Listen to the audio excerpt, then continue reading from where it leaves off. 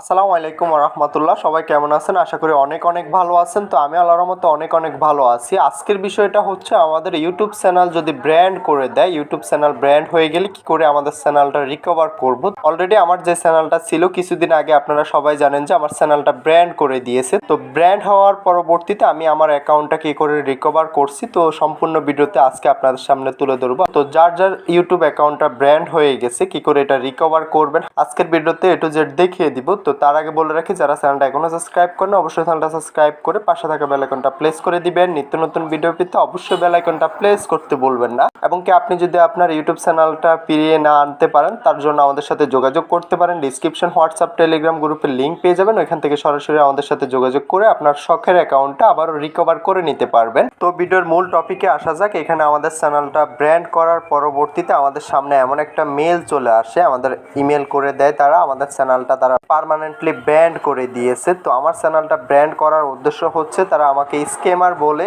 আমার চ্যানেলটা ব্র্যান্ড করে দিয়েছে। তো এক একটা ইস্যু দেখিয়ে তারা আমাদের চ্যানেলগুলো ব্র্যান্ড করে দিচ্ছে। তো সেটার জন্য আমরা আপিল করতে হবে, আমরা আপিল সাবমিট করে আমরা আমাদের অ্যাকাউন্টটা অ্যাক্টিভ করতে হবে। তো আমি আবেদন করার পরবর্তীতে আমার অ্যাকাউন্টটা তারা রিকভার করে দিয়েছে। এই যে দেখতে পারতেছেন, এটা হচ্ছে আমাদের আপিল করার পরবর্তীতে এই মেলটা পেলে অবশ্যই আমরা সবাই বুঝতে পারি যে আমাদের চ্যানেলটা তারা রিকভার করে দিয়েছে। তো অলরেডি আমার চ্যানেলটাও তারা রিকভার করে দিয়েছে। তো চ্যানেলটা আমি কি করে